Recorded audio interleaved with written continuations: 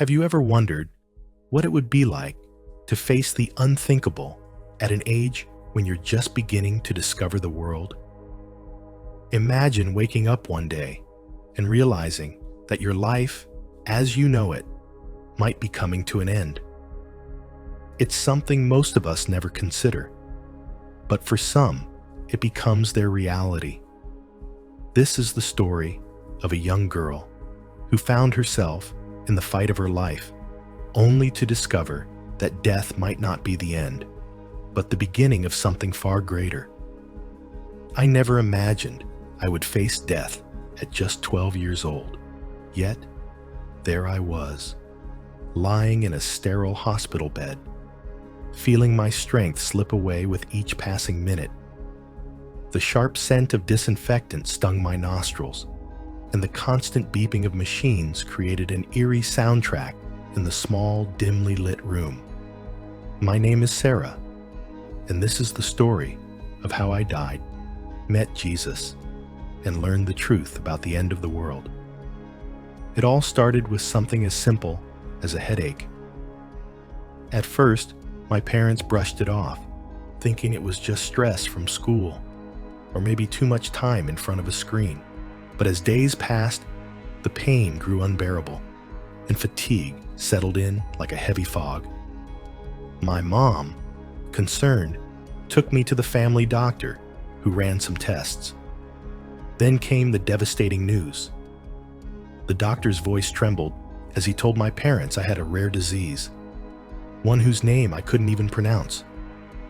The fear in their eyes was unmistakable. From there, we went from one specialist to the next, trying every possible treatment, but nothing worked. Day by day, I felt myself fading. The headaches became relentless, and soon I couldn't even leave my bed. That's how I ended up in the hospital. Despite their best efforts, the doctors had no answers. I overheard whispers outside my room, words like terminal and palliative care that sounded ominous, even if I didn't fully understand them. But I knew this wasn't good. My parents stayed by my side, holding my hand and trying to stay strong. But I saw the sorrow in their eyes. When they thought I wasn't looking, they'd quickly wipe away their tears. I wanted so badly to tell them not to cry, that I wasn't afraid. But no matter how hard I tried, the strength to speak simply wasn't there. As I lay in the hospital bed, I couldn't help but think about all the things I might never experience. The dreams, milestones, and moments slipping away, one by one. High school, my first kiss, marriage, children. It all seemed so far out of reach. It felt like an unfair twist of fate. Why was this happening to me? What had I done to deserve this? In the haze of my thoughts, I must have drifted off. When I woke, I was no longer in my body. I floated above it, watching my parents weep by my side as doctors rushed to save me. I wanted to comfort them, to tell them I was fine, but my voice didn't reach them. It was as if I no longer belonged to that world. Then, something incredible happened. A light appeared in the corner of the room, soft and radiant. It began to grow brighter, filling the space with a warmth unlike anything I had ever known. Drawn to it, I moved closer and felt an overwhelming sense of peace. The pain that had tortured me for months vanished. I felt weightless, free from the confines of my sick body. I was light, alive in a way I had never felt before. The light enveloped me, and in an instant, I was in a garden beyond anything I could imagine. The colors were vivid, the air fragrant with flowers and something warm, like freshly baked bread. Music, like the sound of angels, filled the air, wrapping me in a sense of peace I had never known. I realized that I was in a place of indescribable beauty and serenity. Then I saw him. A figure approached, clothed in a glowing white robe, his face radiating kindness and wisdom. I knew immediately who he was: Jesus. Seeing him in person was unlike anything I had imagined. His presence was overwhelming, full of love and light. When he smiled, it felt like the entire universe was smiling with me. "Welcome, my child," he said, his voice soft and full of warmth. "I've been waiting for you." I stepped forward, and he embraced me. It was the most perfect hug, the love of the universe surrounding me. For the first time, I felt completely safe, at peace. As we walked through the garden, I felt stronger with each step. The sickness and pain that had burdened me were being washed away. Every step was a step toward life, toward wholeness. We came to a tree with golden fruit glowing in the sunlight. The fruit seemed to pulse with life. Jesus picked one and handed it to me. "Eat," he said. "This is the fruit of life." I took a bite, and a wave of sweetness filled me, changing with every chew. It was more delicious than anything I had ever tasted. As I ate, I felt a surge of energy, a sense of vitality I had never known. Curiosity flooded my mind, and I had questions I had wondered about my whole life. "Jesus," I asked, "can I ask you something?" "Of course," he replied with a smile. "What would you like to know?" I thought for a moment, then asked, "When will the world end?" Jesus looked at me with kindness, his expression thoughtful. "That's a big question," he said, "but it's not something to fear. When the world ends, I will return to make everything right." I listened, trying to understand. "How will we know it's happening?" "There will be signs," he explained. "Wars, disasters, and many will turn away from God. But those who love God should not fear. They should remain ready, keep doing good." I pondered his words. What happens after the world ends? His face lit up with joy. "After that," he said, "there will be a new heaven and a new earth, a perfect place where all things are made right." His words filled me with a peace I couldn't describe, as though the whole universe had aligned in that moment, and everything would be made right. It was a beautiful, comforting thought, and I knew, without a doubt, that everything would be okay. "All the bad things will be gone," Jesus said softly, his words washing over me like a soothing balm. "There will be no more sadness, pain, or death. Everyone who loves God will live with him forever." The idea was so incredible, so beautiful, that I could hardly grasp it. A world without suffering, without sorrow. It sounded like the happiest ending to a fairy tale. But this time, it was real. I let the thought linger for a moment, but more questions began to rise. What about the people who don't believe in God? I wondered, thinking of my friends who had never stepped foot in a church. Jesus' expression grew tender, his eyes filled with compassion. God loves everyone and wants everyone to be with him, he explained gently. But he also gives people the choice to love him back.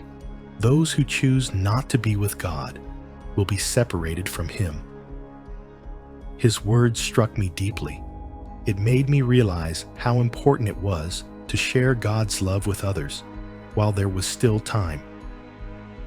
So, what should we do while we're waiting for the world to end? I asked, eager to know how I could make a difference. Jesus smiled brightly, his face radiating warmth. Live your life with love, he said.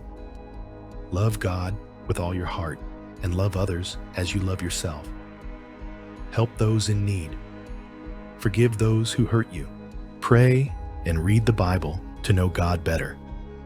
And always remember that I am with you, even when you can't see me. As we continued walking through the garden, the peace and joy around me grew. People were everywhere, some singing, others laughing and talking. It felt like a grand family reunion where everyone was happy and at peace. As we walked, I noticed a magnificent book on a golden stand, its cover gleaming with precious gems. "What's that?" I asked, pointing to the enormous book. "That's the book of life," Jesus replied. "It has the names of all the people who love God and follow Him." A wave of curiosity and nervousness washed over me. "Is my name in there?" I whispered, almost afraid to ask. Jesus smiled and nodded. "Yes, it is," he said warmly, "and so are the names of many others. But there's still room for more." We continued our walk, and soon we reached a crystal-clear river, its water sparkling like diamonds. "This is the river of life," Jesus said. "Its water gives life to everything in heaven." I bent down to touch the water, and it felt cool and refreshing against my skin. When I stood up, I felt stronger, lighter, like I could fly. As we walked along the river, I saw many animals. Lions playing with lambs, eagles soaring through the sky. None of the animals seemed scared or hungry. They all lived in perfect harmony.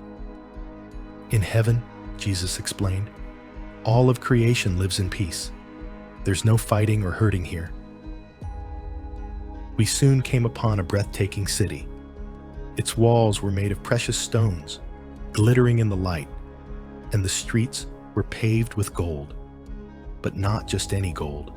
This gold was clear like glass, and I could see my reflection as we walked.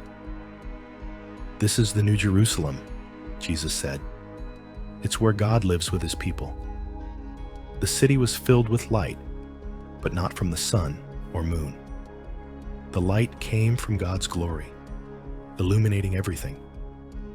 As we walked, I recognized faces I had only known from Bible stories.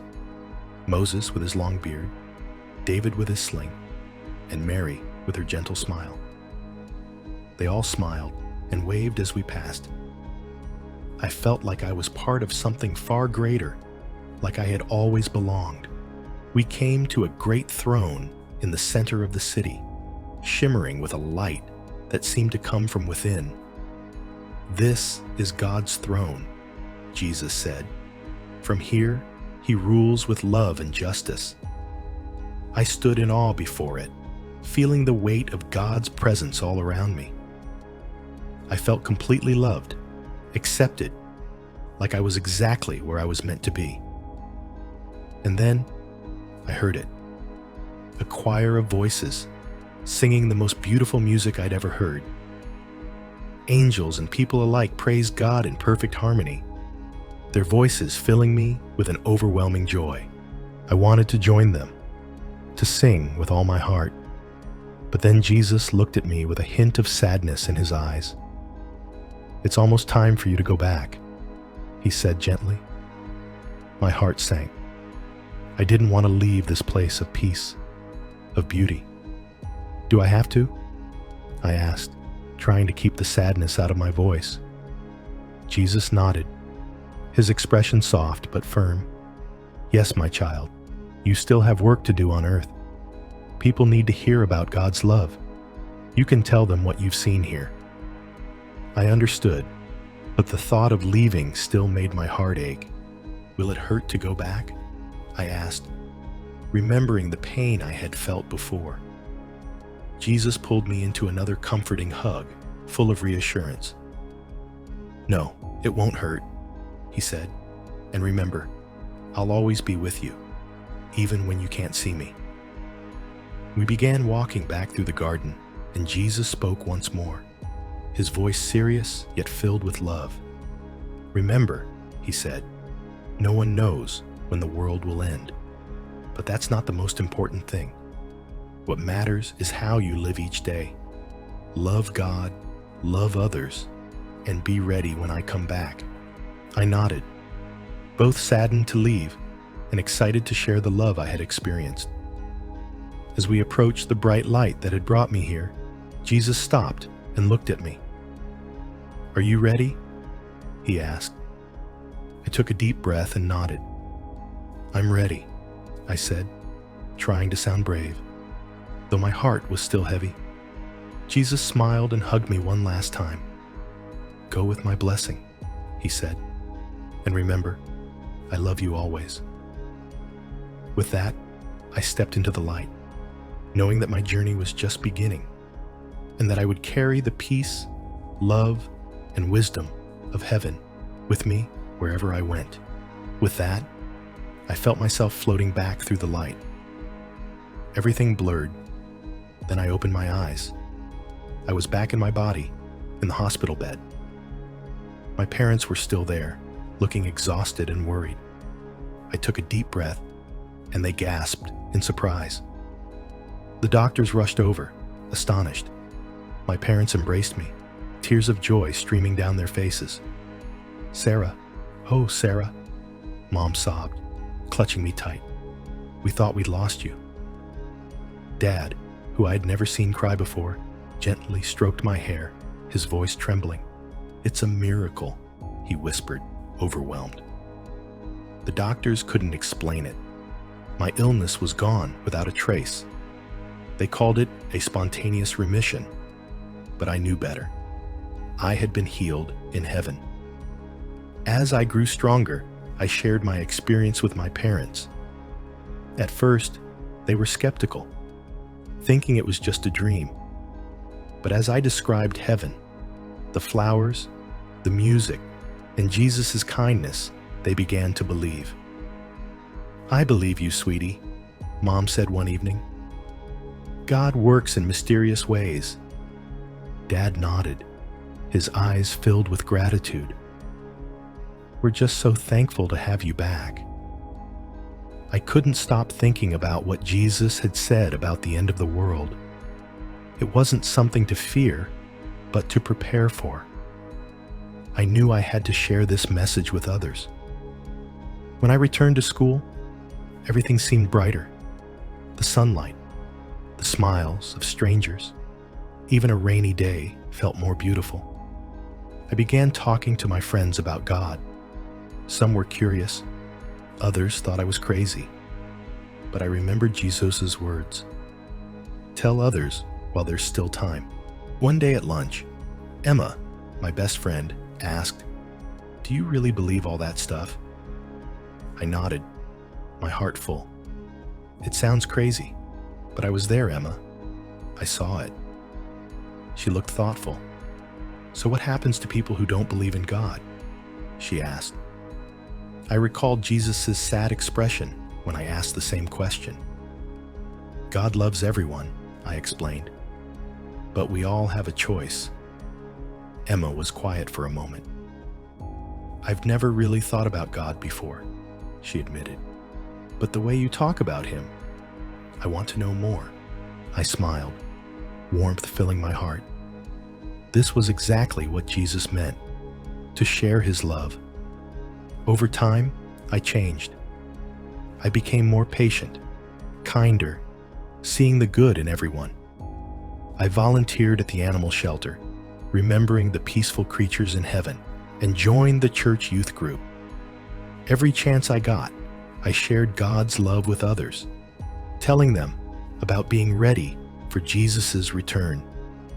One day, while helping at a homeless shelter, an old man looked at me with wise eyes.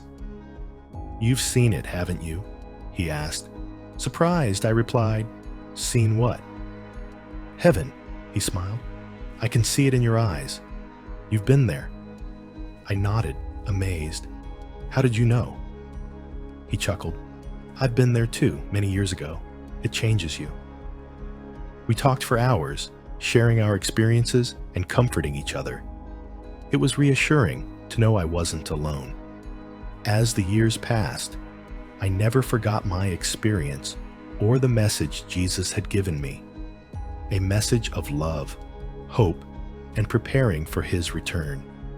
I became a counselor, helping others through tough times and sharing God's love with them. I wrote books about my experience, hoping to spread a message of hope and love. Late at night, I would look at the stars, remembering the beauty of heaven, and think about Jesus' words on the end of the world. I wasn't afraid. Instead, I felt anticipation, knowing I would one day see that beautiful garden again. As the years passed, I witnessed wars, natural disasters, and people turning away from God, consumed by materialism. But I also saw incredible acts of kindness, people helping each other, strangers becoming heroes. I married a man who shared my faith, and together we raised children, teaching them to live with love, purpose, and always be ready for Jesus' return. In my 50s, I received a letter from a woman I had never met.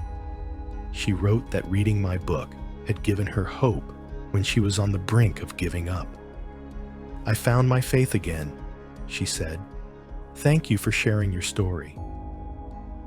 Letters like this reminded me why Jesus had sent me back, to help others find hope and faith. As I grew older, I noticed signs that the end times might be near. More disasters, more wars, more people abandoning their faith. But I remembered Jesus' words, "No one knows when the world will end." But the most important thing is how you live each day. So I continued to live with love and purpose, volunteering at hospitals, speaking at churches, and trying to be a light in the darkness. One night, I felt a familiar warmth and peace wash over me. I opened my eyes and saw a soft light filling the room. For a moment, I thought I was back in heaven. Then I heard Jesus' voice, as clear and loving as before. "Well done, my faithful servant. Are you ready to come home?" A joy beyond words filled me. "Yes, Lord, I'm ready," I whispered. As I left my earthly body, I knew I was going home, back to that beautiful garden where I first met Jesus. This time, I wouldn't have to leave. I saw Jesus waiting for me with open arms, and behind him, all the people I had touched, the friends I had shared God's love with, the strangers I had helped, even the woman who had written me the letter. They were all there, smiling and welcoming me home. I realized then that life wasn't just about preparing for the end of the world, but living each day in a way that brings heaven to earth. By sharing God's love, we create little pieces of heaven right here. As Jesus embraced me, I felt peace and joy, knowing that the real adventure was just beginning. Looking back, I saw how every experience, every choice, every person I met was part of God's plan. Even the illness that led to my near-death experience as a child. I realized the end of the world isn't something to fear, but a beautiful beginning of renewal and reunion with our Creator. As I joined the heavenly chorus, singing praises to God, I felt grateful for every moment of my earthly life and the chance to have shared God's love. Now, standing in the eternal presence of God, I want to share this message with you. You are loved beyond measure.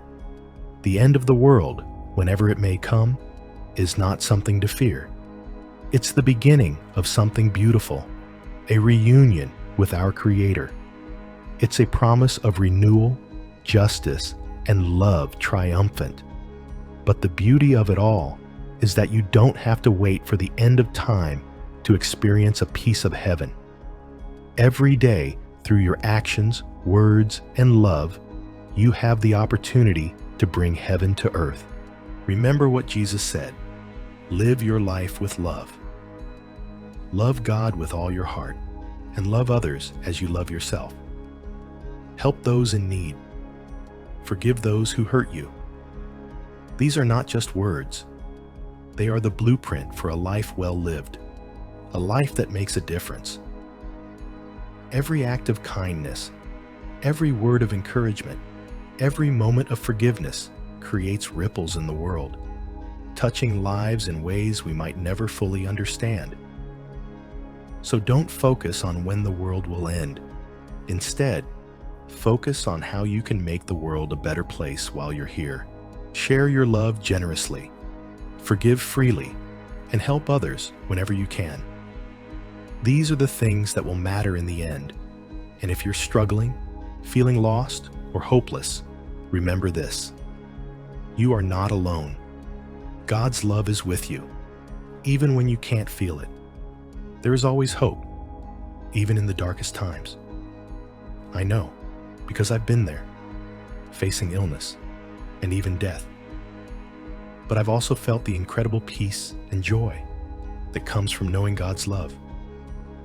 If my story has touched your heart, I encourage you to open yourself to the possibility of God's love.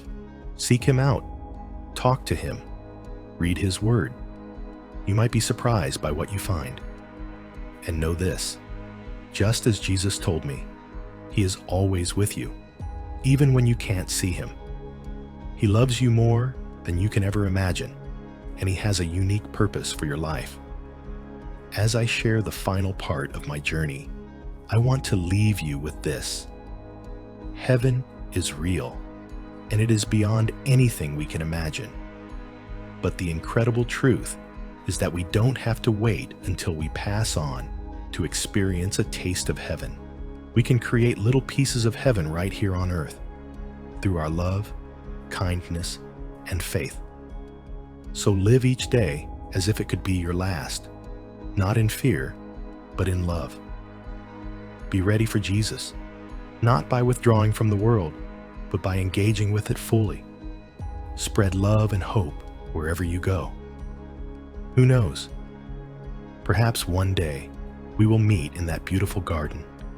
Until then, keep the faith, spread the love, and always remember that you are deeply and eternally loved. As I look around at the wonders of heaven, surrounded by the faces of loved ones, filled with joy and peace, I am overwhelmed with gratitude. Gratitude for the life I lived, the people I loved, and all the experiences, good and bad, that brought me here. Every moment led me to this place of eternal peace. Now, as I join the heavenly chorus, singing praises to the God who loves us so deeply, I send a prayer for you, dear reader. May you find the peace and purpose I found. May you feel the love that transformed my life. And one day, may you too experience the indescribable joy of coming home to heaven. Until that day, live well, love deeply, and always keep your eyes on the horizon, ready for the moment when heaven and earth become one. Because in the end, it's not the end of the world that matters. It's the beginning of eternity with our loving Creator. Thank you for your listening.